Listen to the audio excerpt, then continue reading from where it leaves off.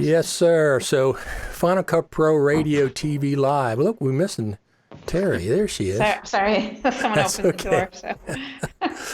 So, we're going to be talking all about the LumaFusion 2.0, maybe 2.1 a little bit, and maybe even 2.2 a little bit. It's not out yet, but it's coming. And all kinds of things. Final Cut Pro XML. We're going to talk about mobile filmmaking, because both of you and your company has been at the forefront of mobile filmmaking for quite a while. You're one of the people that are one of the groups that are spearheading it, don't you think?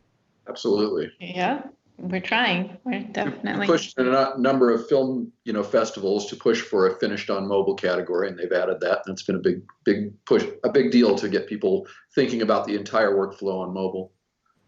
Well, yeah, the entire workflow on mobile, absolutely, because there's so many things involved with mobile compared to just regular filmmaking is complicated enough. It really is.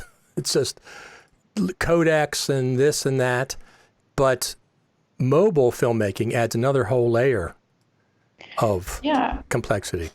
Well, in one way it does, and in one way, if you do it all on mobile, it simplifies the whole workflow.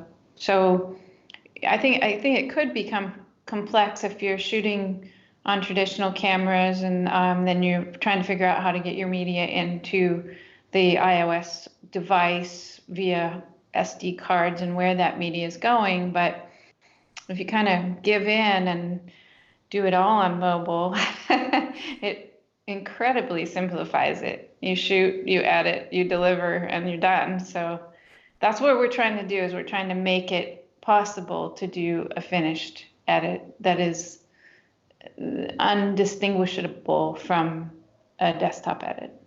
Well, I think you're the only app that's doing that as far as editing on an iOS device. The other apps that I've seen, nobody is near as sophisticated as LumaFusion.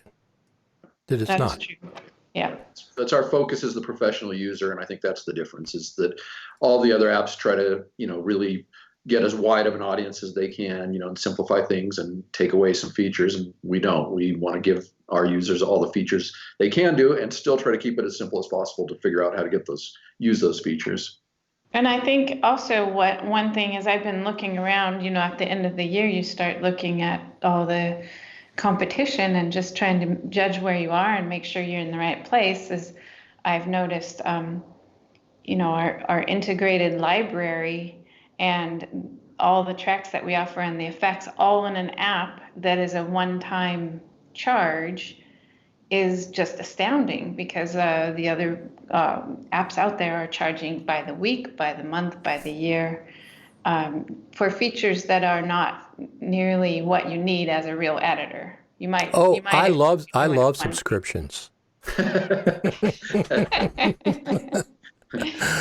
Oh boy, let me tell you. I mean, to be honest, subscriptions are a way that you can keep your business afloat. I understand. And I have to absolutely give that credit, but we don't need to do that right now, and we are quite happy with making sure that people get value out of what they give us. So the subscription model that I don't like, I'm not going to mention any names. The one I don't like is the one when your software stops working if you stop paying. Yeah, that's the one I don't like. In other words, if you say, okay, we're going to have a subscription and you can freeze your app at this level unless you want to do it at some point, that's different. I have some of those. But the one that says, no, your app's going to stop working if you stop paying us for the rest of your life, that's the one I don't like. Yeah, I agree. Right. So what we're going to be doing is, because we do have to stay in business. Sure, and of course. Our app is incredibly cheap.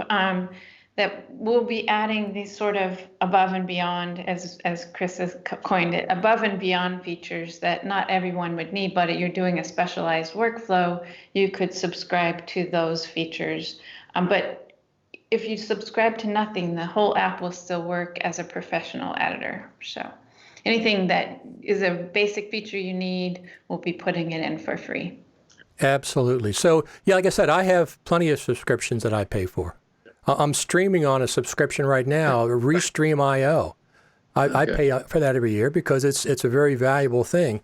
Right. but it's not an app subscription as much. But I also like supporting apps, certain apps. A lot of them I support with subscriptions and buying the newest update, et cetera, et cetera. Okay. So since I saw you at, I think last time I talked to Chris and Terry was NAB 2019, and you guys have been on vacation since then, right? You've just been in Hawaii, just living it up. Yeah. We have some real surprises coming for NAB 2020. I hope. I mean, we're working really hard to get something that out that is really going to put another 1,000 miles between us and any other app. So we're really excited about NAB 2020, but I don't know if I'm allowed to say what those things are yet. Probably we'll stick with the near-term stuff. I mean, since NAB, we released our 2.0 version with the 6 tracks of video and 6 tracks of audio and a refinement of the UI, which has really, changed the whole dynamic of editing in LumaFusion. But we're about to release within a week or so. We're in final beta right now. Our 2.1 release, and that has some big features for iOS 13 and iPad OS, primarily supporting a full integrated support of external drives. Even the current version will allow you to import from an external drive or export to an external drive, but this will be integrated directly in our library. So you'll be able to select a drive or folder to watch, and you'll be able to browse all the media that's on that drive, preview it, trim it, and only when you drag it to the timeline will it copy into the app. And so it makes it just a really incredible workflow for working with external drives. And that's one of the big changes. We'll be supporting the new system font capabilities, which right now you can't buy a lot of fonts on the App Store, but that's coming fairly soon, and that we'll fully support that. We already support being able to add custom fonts into the app itself. And then a really big one that I'm excited about is blending modes. We've added to any clip on the timeline. You can now select a blending mode to blend with the clip behind it. So you can do things like darken, you can do alpha stencil, all those kind of things that you'd like to do from a professional editor. Also on the external drive support, that comes along with the ability to look at a watch folder. Like you can set a watch folder to look at Filmic Pro media, for instance. So anytime you shoot something with Filmic Pro, it's just automatically going to show up in our library. So that's amazing. I mean, that iOS has that. Is that something new in iOS, the files or something? Or Yes. That absolutely is. Yeah, that's a new capability that they've added with iOS 13 that allows an app, and you as a user get to select which folder it is. So Apple always keeps privacy as an important thing, so you have the control over that. But it does give us that capability of now having a much better integration with an app like Filmic. So I don't even know up to this point how you would find a file in iOS other than through the app itself. So the files actually obviously exist somewhere. And now with new iOS, we can actually go into those files? Is that what's happening? Yeah, basically, for a while now, apps, you've been able to view files using the Files app, and you could even copy files from one app to another. So you could copy from Filmic to LumaFusion, and that was a decent way to do it. But this new capability allows, from our app, we have direct access to those folders if you've given us that capability, so you don't have to go out of the app to get that information. But they've also done a lot of other nice things, like they've added a real downloads folder, so when you download something from the web, you can find it in the Files app or find it from LumaFusion. And it just really makes it much more of a familiar experience, that desktop users have in the Finder, for example, in Mac. Now the Files app feels very much like that when you're working on iOS, and it feels much more comfortable than it used to. I see. So that's very interesting. So iOS is getting more sophisticated then. It's getting more like Mac OS, because I like Mac OS quite a bit. And compared to Yeah, absolutely. They're moving that direction to at least give you all the capabilities and yet still keep it fairly simple to use. Yes, exactly. That's what Mac OS is, right? That's the simplicity with power. So what do you guys think about the new Mac Pro? I'd love to have one. Might not be in I our don't have budget. one either. It's not really something you guys are that involved with, since you were dealing with the iPads and iPhones. So let's talk about the new. Has the new iPad been announced for the fall yet? Has a new one been announced? There's a lot of rumors about a new iPad coming, and we'd love to see that with the new lenses and everything, but we haven't heard anything definite at this point. So maybe Apple's going to have an October or early November event. They've had them in the past where they introduced MacBook Pros in 2016. That's the one that I got, the 2016. I got a 2019 now, but I still have the 2016. And that was the day before the Final Cut Pro Creative Summit that year. But the Mac Pro is supposed to be coming out this fall, quote unquote, according to Apple.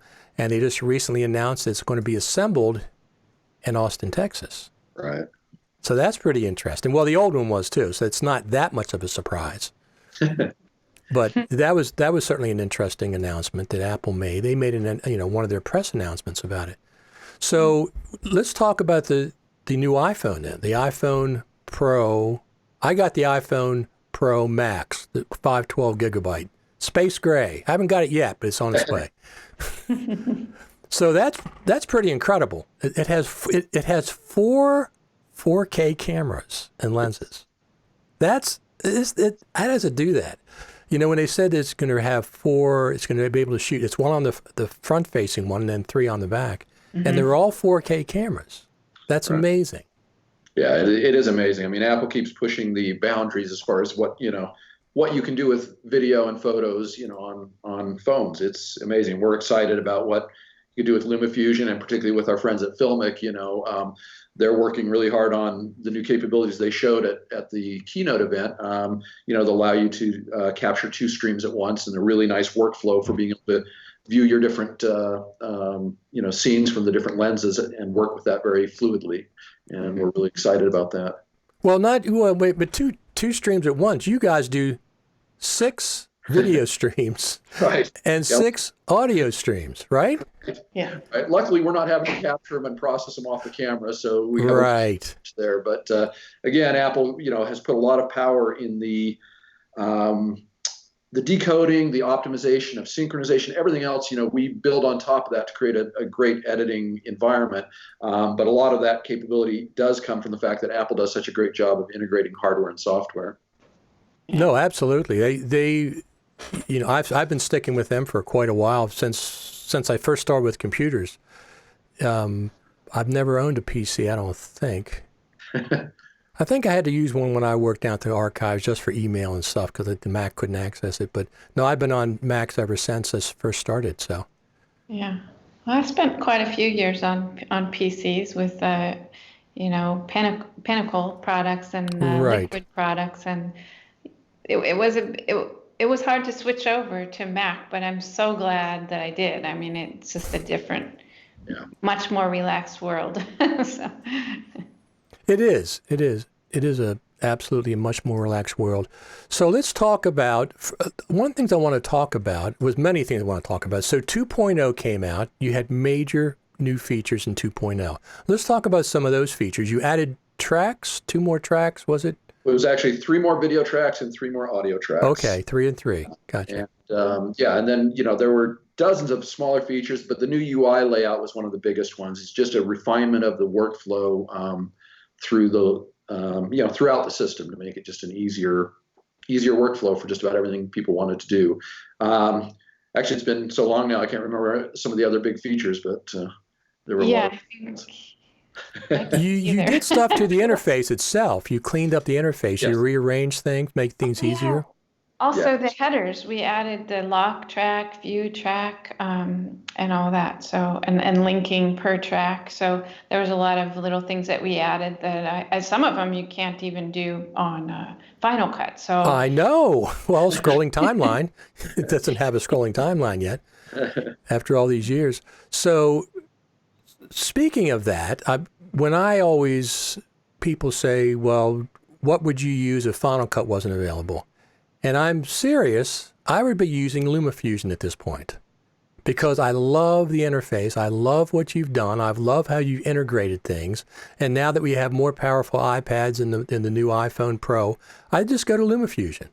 Yeah. I mean, that's what I would do because it's if you know Final Cut Pro, LumaFusion is familiar enough that, but you also have some things that, like you said, Final Cut doesn't have. Right. Yeah, I mean, well, both Chris and I have been in this industry for so long that we've we have a lot of ideas about 5 different ways you can do something, and we can easily have a 5-minute discussion, Chris and I, and sometimes Andrew, and just say, yeah, so and so did it like that. That was bad for this reason. This other one didn't work very well. And then, let's see what else we can come up with. But it gives us this basis of understanding that makes it really easier for us to come up with another way of doing something. No, absolutely. Absolutely does. So then we have, so Filmic Pro, you guys must communicate quite often with them. We do, yeah. Because you have, it's like a handshake, right? Yeah. Between editing and then what they can do with the cameras. Yeah, absolutely. We, met up with them years ago at a small festival called Mojo Fest and have built up a relationship ever since then. And, try to make sure that whenever we add features that we keep each other in mind so that the workflow is never broken in that regard, and that we can continue to, make it with the new stuff that they're working on with dual cameras. That really plays into some features we're working on for the future to make sure that kind of stuff gets synchronized, and you can do some more interesting things in the future. That's some of the stuff that's coming up at next NAB. So speaking of, go ahead. Filmic Pro and our Seattle office are in the same building here. Yes. So okay. Well, that's great. We can actually walk over and talk to them. So speaking of the dual cameras at Filmic Pro shoots, right. I'm going to presume that those 2 clips will be timecode synced? That's the assumption we're under as well. I mean, I think there's still some work and some decisions to make on that. But yeah, we know that, Filmic has definitely worked on the whole timecode functionality in their app. And that's something that we're working on in our app as well to make sure that we fully support synchronization of those clips. Because that would make a lot of sense. Make it much easier to pull it in to Right. And we're also working with other companies to make sure that if you have, for example, other external microphones that you're recording on, that those can be synced properly as well. And we're making sure that that'll be a very powerful workflow that you can do for interviews and other type of editing events that you need to do. So we just got a comment on YouTube. Ben Broadbeck says, just tuning in, are your guests from LumaTouch? We are. They are indeed, Ben. They are from LumaTouch. LumaTouch is the name of their company, luma-touch.com.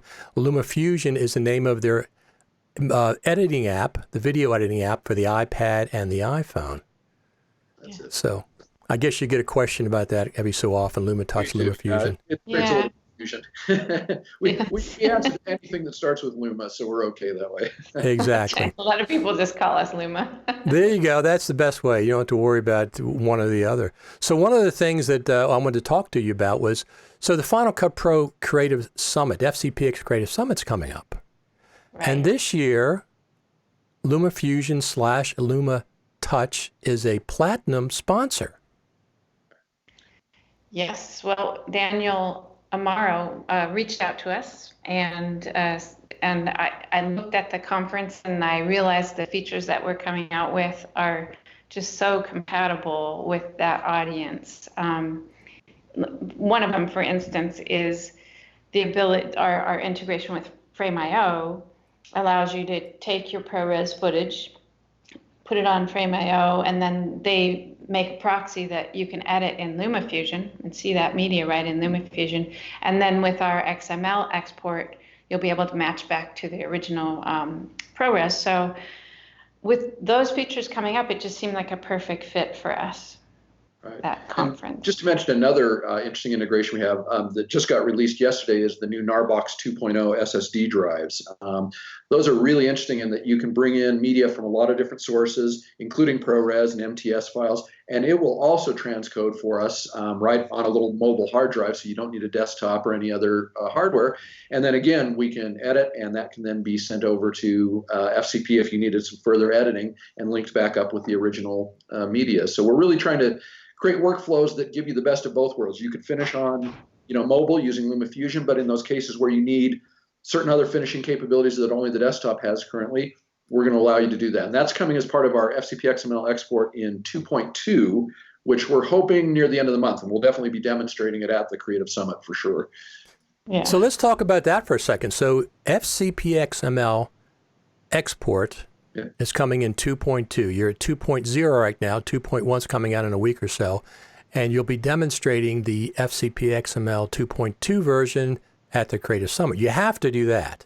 Right. You have to do that. Yes. Those people are going to be hungry to see that, the people that at the summit itself. So we are going to try to display that whole workflow of ProRes to FrameIO to LumaFusion and then out to XML. So that's going to be very exciting in itself. So right now, do the NAR box connects and the is it Western Digital is the other one, some other one, that connects wirelessly to LumaFusion? Normally wirelessly. The NAR box has a neat trick where you can actually still do it wired by doing a wired network over USB-C. But yeah, generally those are done wirelessly, versus the wired, the new capability of iOS 13 to be able to connect any USB-C drive to your device. But they do create their own wireless signal, so you don't have to be in a place with wireless signal. Wi-Fi, they create right? Their own that you connect to. Yeah, which is excellent. I mean, that's really, really good. I'm not sure if I had the ability to go wired, of course I'd use that, but in other times it's just the convenience of working on a train or a bus or something, just go wireless. Yeah, you can leave the drive sitting in your hand, in your case and still be accessing it from LumaFusion, and that's pretty cool actually. Well, that's true. Yeah. That's a great point. Yeah. So let me see what else we have here. So iOS support and iOS file support, that's in iOS 13, right? Correct. I haven't updated yet because they did 13.0, 13.1, 13.1.1, 1.2. I'm just like, whoa, all in like a week or two. Yeah, it's been a little fast. They've had a few updates, to fix a few little issues. I think it might, well, you never know. I think it might be stable at 13.1.2 until they're currently beta testing 13.2, which has some new features. So I have a feeling they've settled. Yeah, I haven't heard for sure on that. We'll see. Yeah, exactly.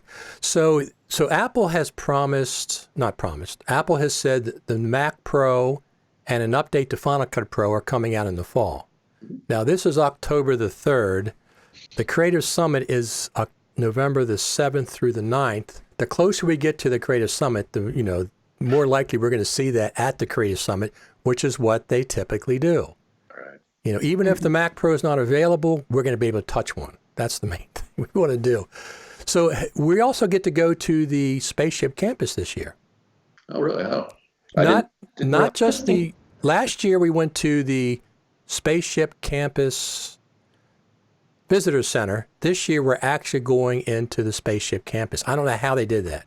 That's cool. That's cool. Yeah. So that's really cool. So I am going to stop at Tim Cook's office.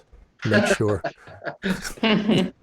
Make sure he knows what Final Cut Pro is, and make sure he gives them all the funding that they need. That's right. Right. Yeah. I don't know. Yeah. Go ahead.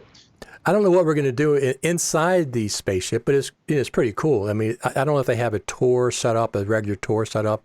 I know the Steve Jobs Theater's in there, and the thing is, if you've never been to this Creative Summit, we get 2 events with the Final Cut Pro Apps team. Number one, they give a presentation to us at an Apple campus, whether that's going to be the spaceship or One Infinite Loop it's been in the past. They give us the latest and greatest tips and tricks from Final Cut Pro, the latest version. Right. Don't know where that's going to be yet this year.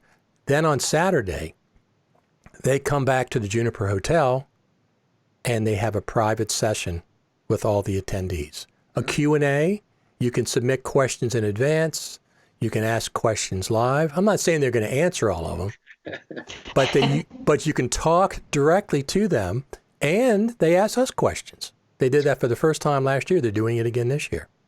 That's fabulous. That's great. really, We're really cool. excited about this. Yeah. Yeah, I mean, we've been lucky with doing the FCPXML export.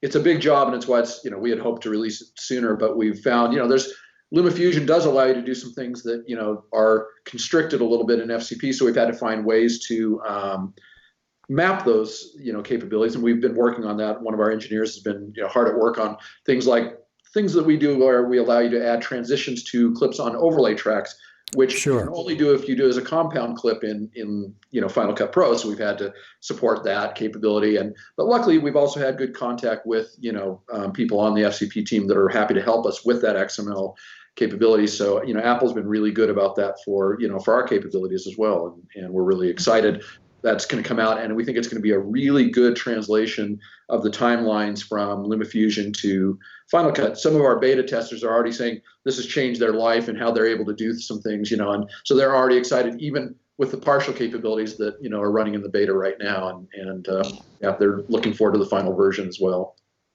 So that means if you work with the Final Cut Pro team, you know some secrets. We don't know many secrets, I don't think. We okay. We don't. Some insights to, for instance, in XML, there's a lot of, there's documentation, and then there's how it really works sometimes. And so we've gotten to get a little bit, if you want to call that a secret. But yeah, we don't know any of the secrets that Apple's very tight-lipped about that, and we understand why. They are. So one of the things, I wrote an article about a month and a half ago talking about waiting on Final Cut Pro 10.5, which would logically be the next major version. And one of the things that I said was people are saying, well, why do you say that? And I say, because of radio silence, because nobody's talking about anything. Nobody's talking about what's in the version. A lot of times there's like leaks that are happening. Yeah. None of that's happening. I mean, people are just guessing, but there's been no, more substantial, hints or whatever. So radio silence is one of the things that I say, that They're means very good at that. a big update's coming. Absolutely. True. Yeah. So what do you, Terry, you do a lot of editing. I think all the tutorials you do on luma-touch.com are done with LumaFusion, correct? Yeah, I mean, actually, right now we're having. I've run out of time to actually do them myself, but I do cut them all on LumaFusion. I mean, since we released in 2016, well, it was like the last 7 days of 2016 that we released, and since then I haven't touched a desktop editor. Except to check things, or we're doing an integration or something. But no, Sure. I only edit on LumaFusion, and that gives me a really good view on what's lacking and what we need to do next, and is really informative. So I do. And right now, though, we're working with Photo Joseph, who's a very talented photographer. Yeah, I know him. And yep. He's making our next set of tutorials for us, because it's just very time consuming. It absolutely those is. Will be coming out very soon as well. So Photo Joseph used to be on the Final Cut Pro team, Pro Apps team. Yeah, that's right. He said that before. I met him a couple times at NAB, and that's one of the, I said, you were? He goes, yeah, I was on the team. I said, oh, well, isn't that interesting? I got some things I want to ask you. Yeah, so he's already... Actually, I have 3 tutorials that he's just done that I have to review today, but they're going to come out really soon. So I'm excited about that. That's excellent. So like I said, this will be your first year, your platinum sponsor.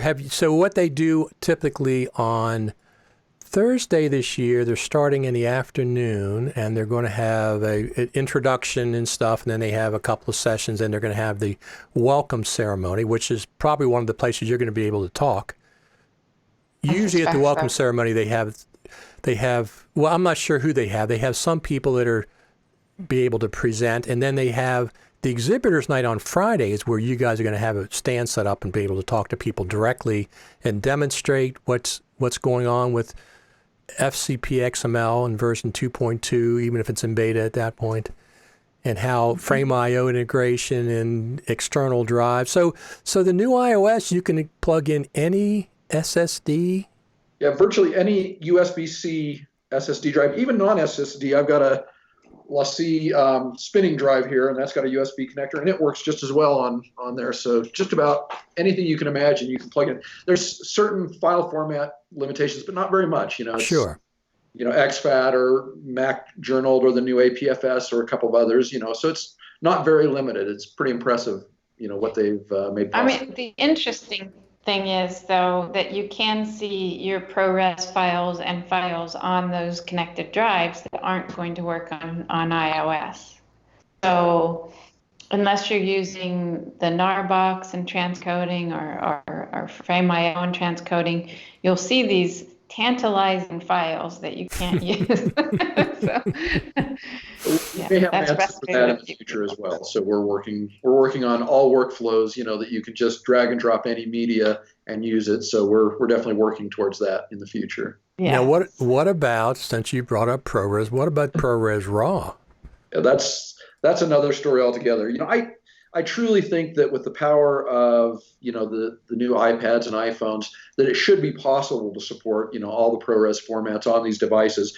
But I think Apple is conservative in that regard to make sure that everybody gets a good experience, and they won't make that available until it works perfectly. Sure.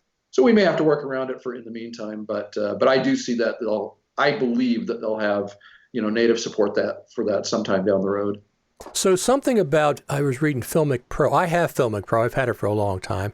I also have LumaFusion. I've had that for a long time. Something in Filmic Pro, there's some kind of a package you can buy that has RAW, some kind of a RAW, or is it some kind of an add-on package? Well, they do have an add-on package that allows you to capture in log or other. Log, that's what it is. Yeah. So they do have some capabilities to get a better capture than you'd get normally, and then to be able to process that that video better at the end. And we've included, which they provided for us, some D-log LUTs for LumaFusion. So if you're capturing in log, then you can bring it into LumaFusion and instantly D-log it within LumaFusion, and then add additional color adjustments to your heart's desire to get the look you want.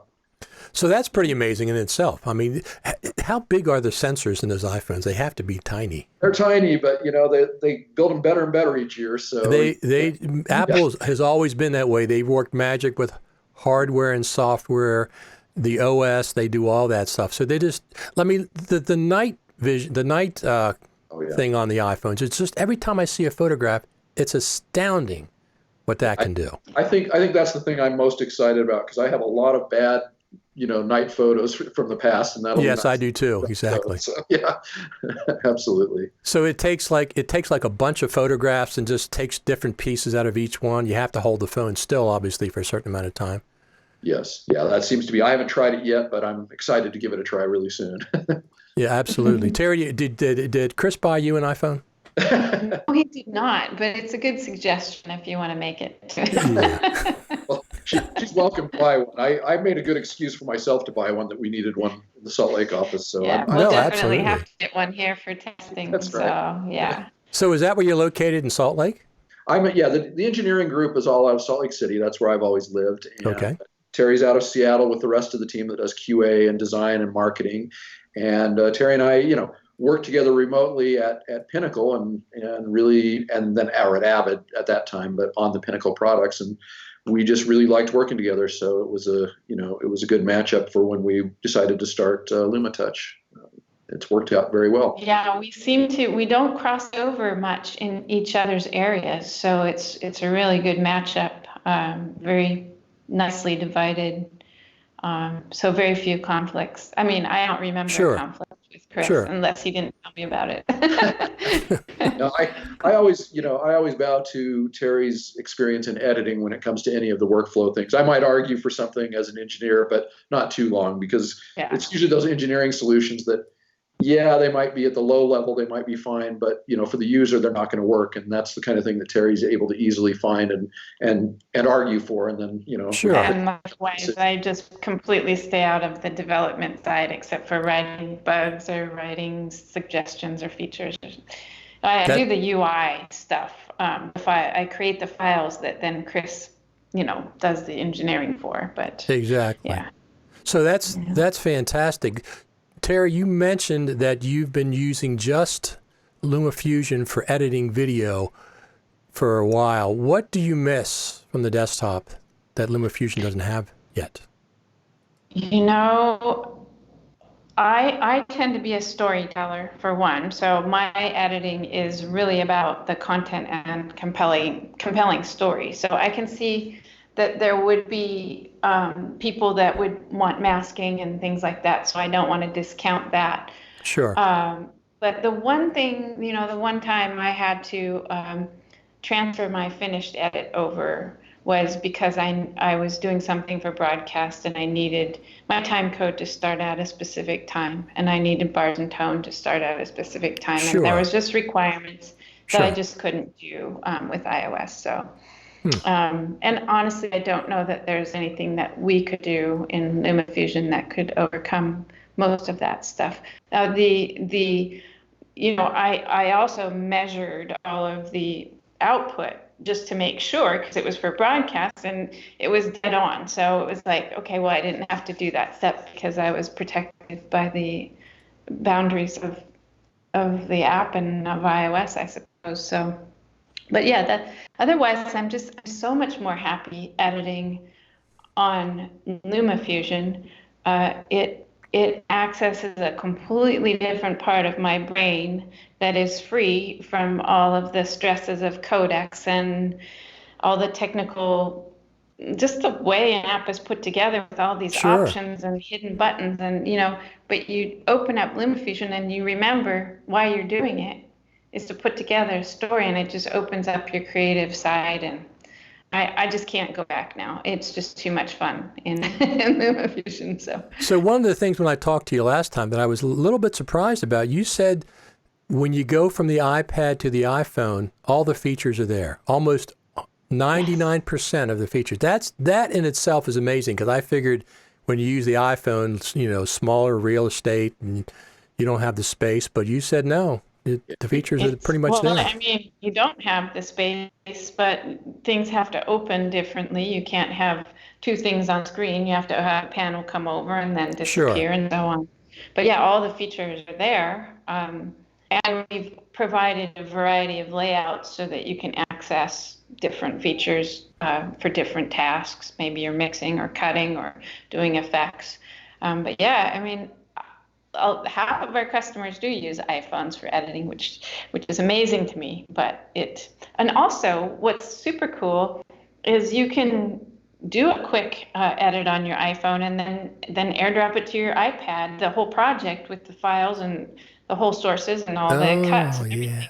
So, you can start editing when you're on the train, and then when you get home, transfer it to your iPad, keep working, and in a month or so now, you'll be able to transfer it to your Final Cut if you really wanted to. But I think that it's so much more creative to work on a system where you're actually touching the media and grabbing it, moving it with your fingers, that, yeah, I wouldn't want to move to Final Cut until there was a feature like some sort of masking or effect that I needed to do. Sure. Yeah. I don't know how many times I'm using my phone, using the iPad, and then I get on my MacBook Pro and I'm touching the screen. I'm trying to get that QuickTime player to play with the play button. I keep touching it. What's wrong with this? That's right. Oh, I have to go back down to the trackpad. Yeah, I mean, it's just more natural. I said to someone, when a baby's falling off a table, you don't reach over and get a tool or a basket to grab the baby. You just touch the baby and grab them. And that's the same way it is with editing. When you want to move a clip and you just reach in there and touch it, it's just such an amazing sort of experience to have that when you're being creative as well. No, absolutely. So I can vouch, this will be my 4th year at the Creative Summit. They are some of the friendliest people there. Besides all the people that you might have, just personalities, Final Cut Pro personalities. You got Steve Martin, you got Philip Hodgetts, you got all kinds of great people there. Besides all those people, just the people that attend. Everybody's got great attitudes, and everybody's friendly, and we're buying each other coffee, and they're going to dinner together and hanging out for 3 days of that stuff. It's great. We're really excited to be there. Yeah, that's going to be a lot of fun. Yeah, I was really surprised. The LA PUG meeting before, and we'll do it again. And that's the same feeling I got there. It's just, it's my group of people. I just instantly feel comfortable in a room full of editors. Right. Well, these are Final Cut Pro editors. There's no Premiere, no Avid, no Resolve. Well, they might do both.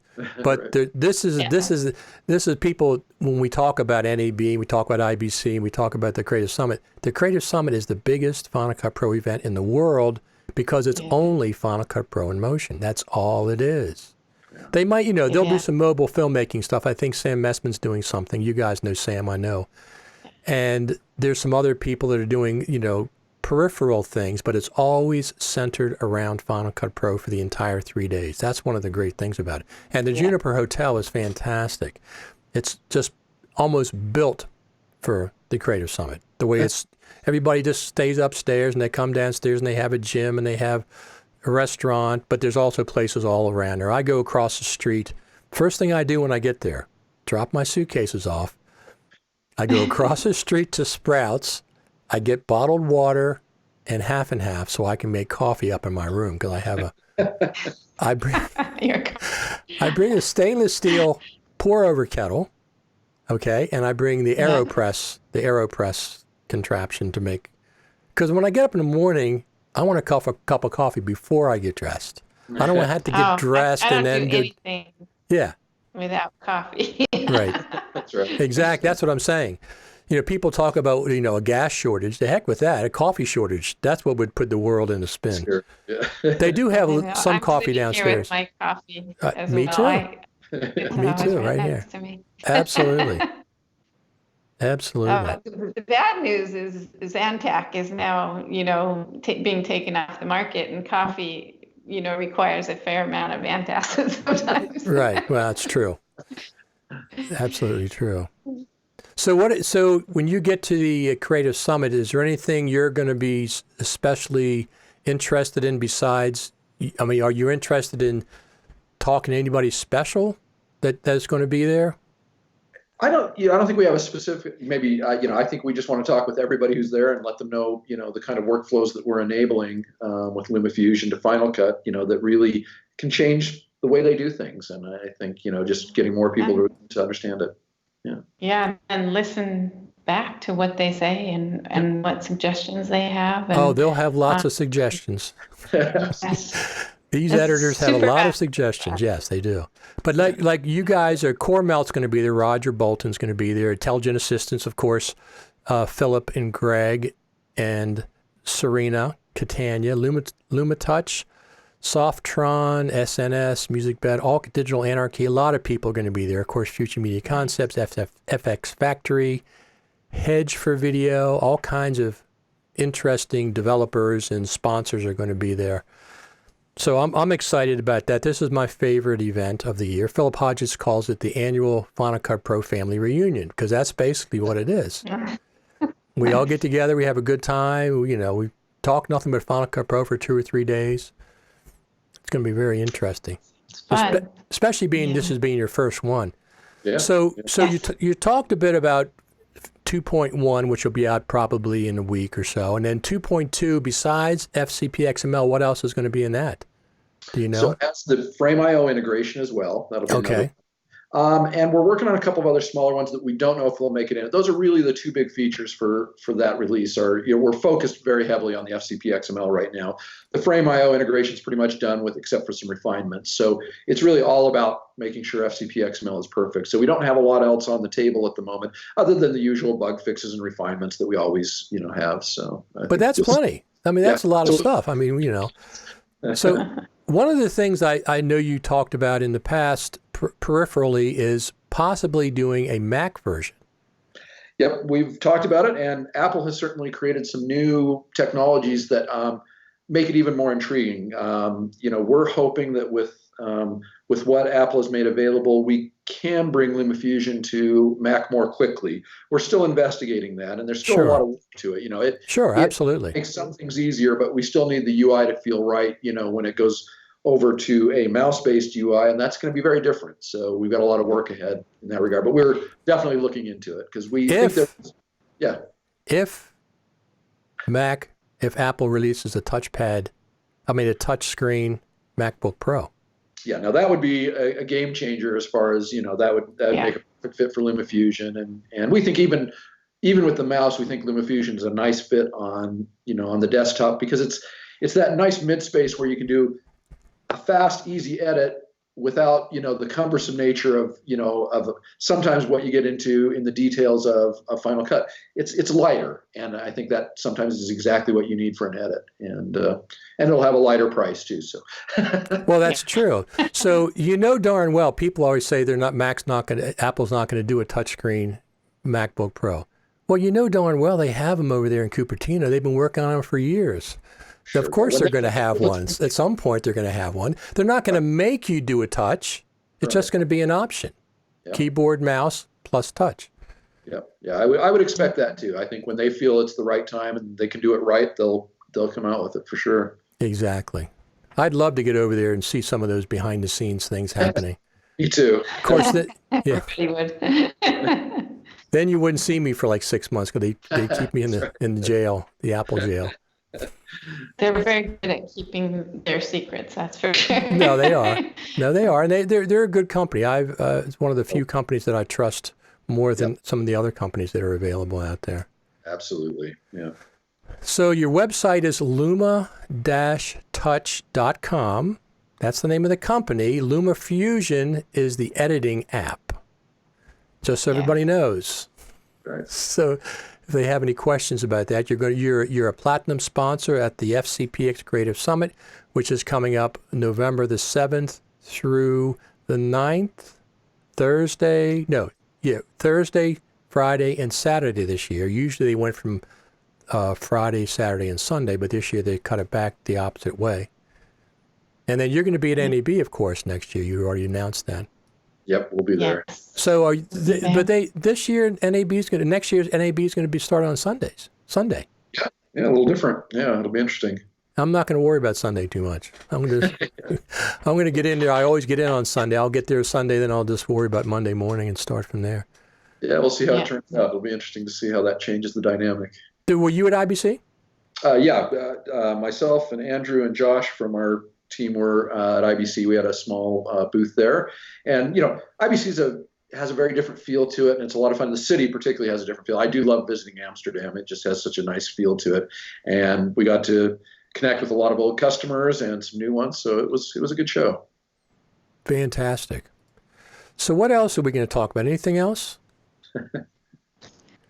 Oh, what else do we have? Well, let's talk about just the actual app itself. 2.0, 2.1. Six video layers, 6 audio layers is incredible. You have a little mixer, right, to the left-hand side, a little mixing board. Correct. We have full track mixing so that you can get your levels right in that regard, and then you can also, of course, keyframe, levels, both volume and panning on any individual clip to get exactly, what you need as far as an audio mix goes. And and then the nice little tools we've added, like the ability to hide any track, so that if you're working on some kind of interesting composite and you want to hide a particular layer while you're working on something else, you can do that. And that really is going to make a big difference now with our new blending modes that are coming out in 2.1. They give you a whole new range of capabilities for doing some interesting edits, and almost at the level of a compositor, at least a simple compositor, so that you don't have to go to a compositor when you want to do a simple effect, and it's all right there at your fingertips. And you have built-in titles. Go ahead. I'm sorry. Pardon? Go ahead. Oh, yeah. We have a whole titler in the app that you can have unlimited layers of titling in there. We have a color corrector, frame and fit editor, so you can change the aspect ratio on how the video fits into the aspect or photo, and all sorts of other filters that you can layer up. So it's not just like you click once or tap once and get a look that everybody's going to recognize. You can layer up different filters together, and each one is adjustable. You can change the order of those, keyframe them. So when you edit and do effects with LumaFusion, you won't know. You won't say, oh yeah, that they use that app that made that effect, because you can't tell. Absolutely. So one of the other things, you have some assets in there that are free. Tell me about those a little bit. Yeah. So we include, a fairly wide range of sample videos, backgrounds, some sample stock footage. a lot of music, over 30 good pieces of music and a number of sound effects. And those all come from a library that we do make available as a subscription as well. So if you want the full library, which includes millions of clips, right, purchase a subscription, and it's, I think right now, $6 a month. So it's really cheap for a royalty-free library subscription. But we include a lot of that in there. And we also include a lot of title templates as well. And you can share title templates with other people as well. If you create your own, you can actually send those to other users. So that's an easy way to, a lot of our users have a specific look, and so they can share them quickly across all the devices that are using it. And that makes it really easy. So one of the things that I've run across myself, other people have complained about it as well, is you buy these libraries. I know I bought them in the past that are, they're royalty free. You bought the license, but they still get tagged on YouTube.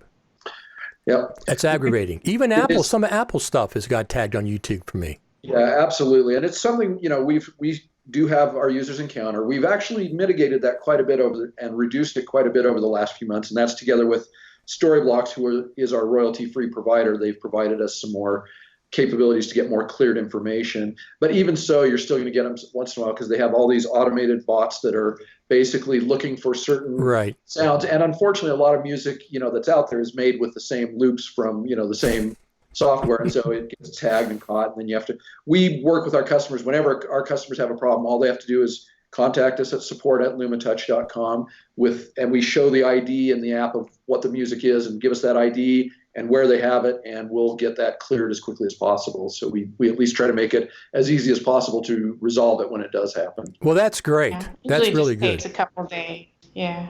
Yeah, it's frustrating, and we wish it wasn't a problem, but we're working hard in every direction to try to reduce that and eliminate it in the future. Because I've even got tagged with using Apple Music sometimes. iTunes or whatever that you have, that's available. You get tagged, and sometimes it gets resolved. Other times, I have videos up that I record live bands, and they might record a cover of something.